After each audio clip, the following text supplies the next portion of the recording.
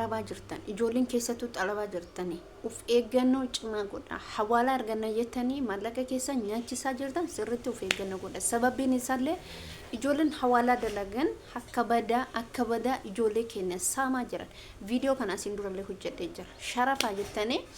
namoota jijjiirraa jettanii maallaqa keessaniin hin taphatina obboleettiin teenya takka namarratti maallaqa ergattee kaatee namichi suni isinii maxxansa maallaqa ishee oggate isheen jechuudha amma nisbee keessa jirti jechuudha dhaamsi an isinii dhaabu saraahatan kana jechuudha uf eeggannoo cimaa godha namoonni birriin kiyya baankiidha yoo ergee gadina jalaa bu'aa hawaalaa naawaya jettan please assalamu alaikum warahmatullahi wabarakatuh kam jirtu naga keessanii fayyaa keessanii channel alhamdulillah galata rabbii naga jira channel kenna YouTube keenya subscribe gochuu hin dagatinaa jechuudha subscribe gaaf gootan akkasuma namoota hedduu bira ga'a YouTube kun jechuudha comment barreessuu fi like gochuu fi share gochuu illee hin dagatinaa isin jechuu barbaadeeti please obboleeyyan kiyya warroonni biyya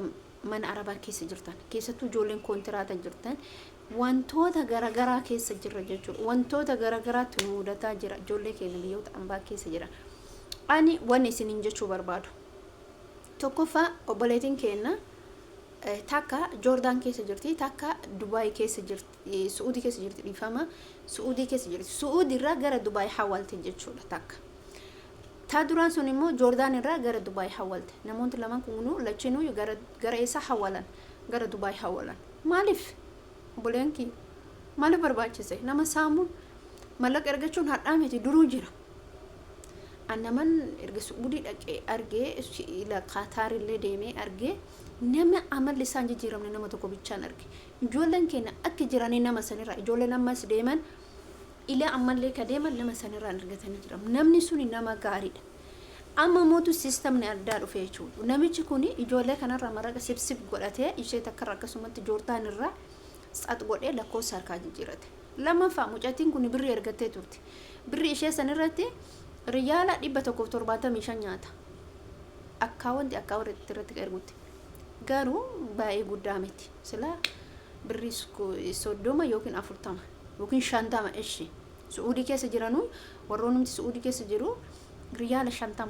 fudhata 50 10 garuu amma waan hundi jijjiirama deema mitiire kanaaf waan isin jechuu barbaadu please of eeggannoo godhaa hawaalatanii waan qabdan guutuu dhabdan jechuudha hawaala namarratti erga nama beeytaniin dhala zib ebalurratti namaaf nama waliin nyaachisana mucaan tokko gizee tokko 100 fa'aa dhabdee jirti akkamitti dhabdee sinatti fakkaata isheen akkitti isin itti dhabde namarratti ergite achi keessa ergite namitti ergisiise ani maaltu nagalchee ufi fedhii keetiin ergite isheen ammaa kunillee Dubai irraa Saudi irraa gara Dubai ergite birriinisi yeroo lama nyaatame hasaba 170 gizee takka erguuf 170 sinigale gizee tokko erguuf 170 ammallee gizee tokko erguuf 170 hasaba walirratti 340 nyaatamte jechuudha sanirratti immoo ka amma Jordan irraa dhufte kuni lubbuma maallaqa ishee nyaate lubbumatti maallaqa ishee nyaate hin jijjiirata akkas jedha yookaan haadha tiyya dhukkuba yookaan abbaa kiyya dhukkuba yookaan obboleettii tiyya yookaan mataa kiyya dhukkuba faa jira jedhaan waan isin garramu isin galee kanaaf uf eeggannoo cimaa godha gaafa nu isin jennu sharafa nama beeytaniin alarratti birri keessaniin ergina sharafa jettanii nama beeytuun alarratti zim jettee ebalukiyya kun zarikiyya kun xanna biyyokiyya kun jaalalee hin ergin sitti hahaf bakka ati namaaf dalayda malee ufiif hin dalaydu gaafas kophaa kee jechuudha dalaydee kaatee baranin beeka hammam dadham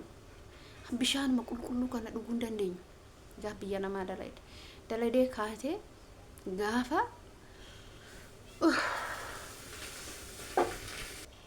dalayde gaatee gaaf ifaajee kee dhabdu maaltu sitti dhagama isa maallaqa kee maatii keenyaatu wayya birri xiqqishuu sanii wallahi dhazin birri xiqqishuu sanii biyya ergatu wayya baankii sanii ergatu wayya atama fakkeenyaaf birri kana hawaalaa qarshii 30 sen jaan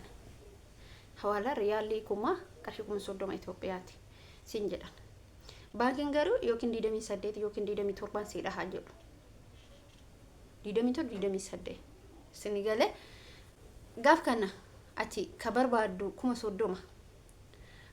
baankii yookiin 28 25 siidha udan ani akka kiyyaati kan maratu alagaan nyaatee dafka keessan jechuudha birrii san karaa rakkasaatiin argatu caala. Inni lammaffaa immoo nama rogaa soyixee nama dhaabbataa qabu namarraan ergatu caala. Yookiin immoo mallaqa kee qabachuu caala hamma nama argattu. Kana malee ol kaatee alagaa nyaachistee ol kaatee abbaan fedhitti fayyadamee ol kaatee mallaqa hedduutu jira. Lafa kanarratti namoonni hedduutu jira baay'eetu jira. Kamaal ta'an isin galee kanama saamanii dheessan kalakkoofsa jijjiiratan akkaawwanti ofii kana mee fakkeenya warri hawaalaa jechuudha wallahi billahi obboleen isin caalaa beeytan akkaawwanti ofii kana tokkicharra dhaabatan nama tokkichatu akkaawwanti dhibba qaba. Maaliif siistama ittiin miliqan jechuudha hin jijjiiru akkaawwanti hin baasu hin jijjiiru kuni waan nama nyaataa dhufanii fi yeroo nuti sharafa bichaan laaleen mataa kee ufulaale deebi ufulaaleeti maaliif gaaf ufitteetti kophaa kee yaaddu ani kamtu na baasa nama kana waan isaan beeku jechuu qabda malee oluma kaatee wallahi hin beeku rabbii tokkichatu beeka san rabbiitu beeka jechuudha. Waa'ee nama haasawuun ulfaataa waa'ee ilma namaa kana amma mucaan kun haala hamaa isheen akka viidiyoo sirriitti argitan kanatti suuraa ishee jechuudha viidiyoo isheen qabu yoon argadhe isinii maxxansa hin sobu baay'ee ulfaata. Ilmi namaa amanuun ulfaata ufuyyuu amanuu dadhabnee jira yeroo ammaa kana keessatti ufumaayyuu akkitti amanuu dadhabnee miidiyaa kana ni argitanii miti wallahi ni argite ufuyyuu amanuu dadhabaa jira ilma namaa dhiisa. Kanaaf obboleen kee waan isin jechuu barbaadu ilaa yoo nama argattan hawaala yoo nama gaarii nama amanamaa nama namni beeku yoo argattan okay namni sun eenyu akka ta'e beekuu qabda. Namni sun miidiyaalee hordofeefi miti namni miidiyaa hordofeefi miti isin haa galu ebalu miidiyaa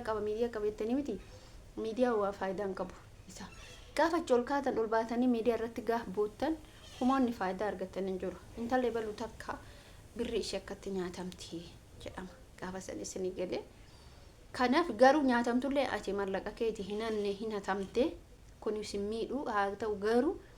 ifaajanki kuni karantaane yoo badu nama miidha. Ati karantaane sirraa badee taanan ifaajan keessuun si miidha. Yoo maatiin kee nyaate bar si miidhu maatii keetu nyaatee si miidhee jedhama. Garuu mootuyyuu maal isiniif fakkaata yoo karantaane nyaatamte immoo hin miidhamta. Miidhama kana rabbiin isin haa baasu. Namarraa of eeggannoo godhaa ebaluu kiyyaa dhiisa jaalallee kiyyaa dhiisa jinnii kiyyaa dhiisa ufiif jiraadhaa isinin jedha kan maasmarratti dhaaba hamma viidiyoo biraatti walitti deemnutti assalaamu alaykum warahmatullaahi wabarakaatuh.